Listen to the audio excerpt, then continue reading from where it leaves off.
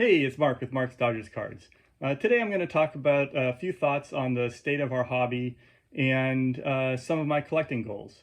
This is in the context of a video I saw yesterday, last night, that John Mangini posted asking, is the card market at its peak? And I'm not going to go through and repeat his arguments. You should check out his video. But he points out some very real problems with the real economy and speculates about how that's going to impact the card market. And I largely agree with his video and feel like the card market is at a peak. Of course, you can never time these things and never really tell for sure. But I basically agree with the things that John mentioned in his video. You should go check it out. And so I'm thinking about things in that context. I also have been in the process of cataloging my top 25 most valuable cards. I did a video on this last year. I'm putting together one for this year. I'm not done with it yet, but I've been in the middle of doing that and noticing some trends in my cards. And I've also just recently finished a big hobby goal of mine that I've been working on for the last few years, and that's completing all the Dodger team sets from the 1970s and the 1960s. I just posted the video about the 60s. You can see that link below also. But all this has got me thinking about what is next for me in terms of my hobby goals. What am I going to focus on in terms of collecting in this context of a really overheated, in my opinion, card market, particularly for cards that are like the golden era of 50s, 60s. And of course, one of the big questions for me is, am I going to focus on the 50s? In thinking about this, I don't obviously I'm in this for the collecting, for getting the cards, but of course, some of these cards are extremely expensive, especially when you get in the 50s.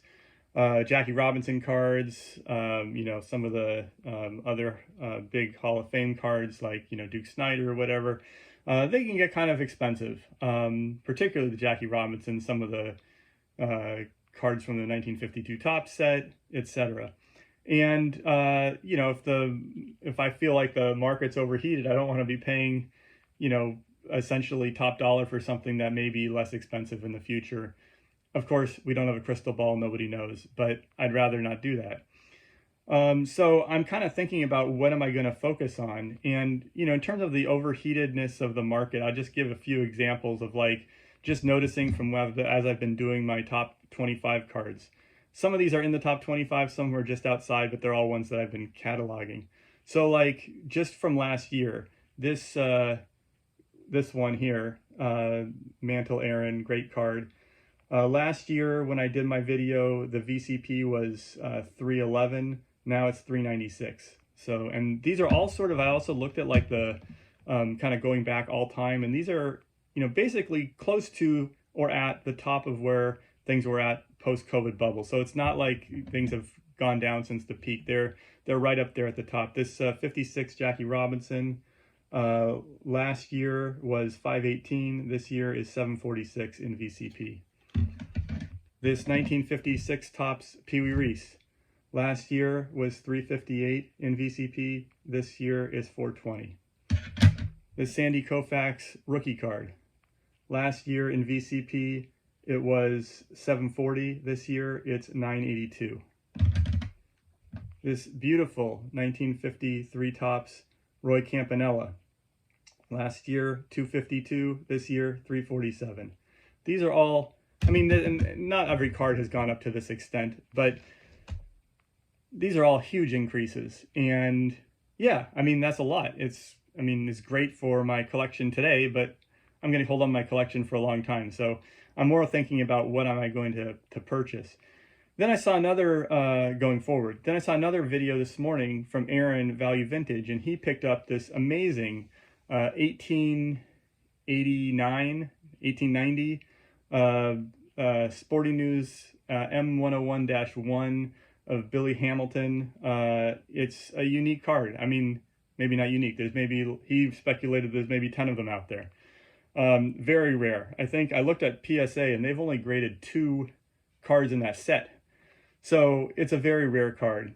That's the kind of thing, if it comes up, you kind of got to get it if it's something that you really are going for, because they're not going to come up another time.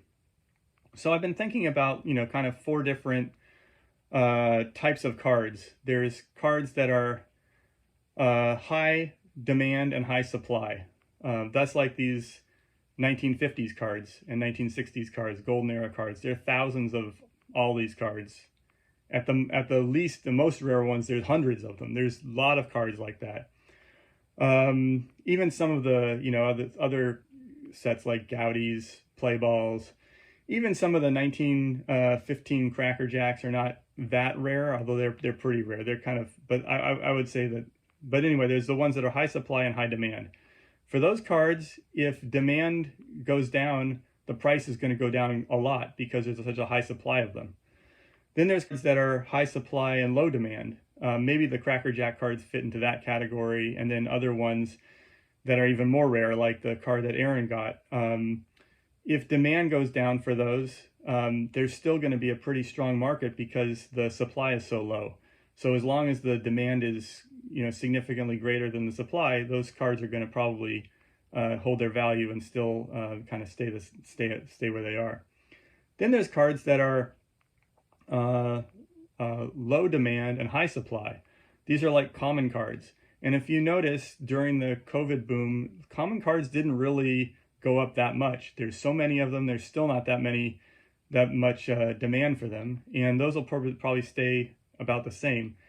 And then there's cards that are low supply and low demand. And these are cards that is like my sweet spot, because a lot of the Dodger rare older cards, there's not a lot of supply, but there's also not a lot of demand for them. And so kind of thinking about the, things that I collect, I'm like thinking about the 50s. Those are high supply and high demand cards. And I feel like I'm going to hold off on trying to get all the stars of the 1950s that I don't have.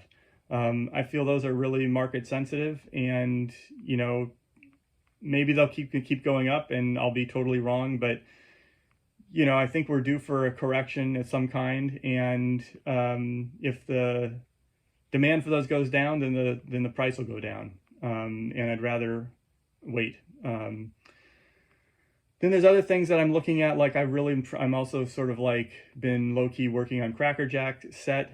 Those are high demand and low supply. If demand goes down, the prices may still stay high, but they may go down a little bit. But to me right now, I think I'm going to try and figure out what project I'm going to work on more in the low supply, low demand, and high supply, low demand areas.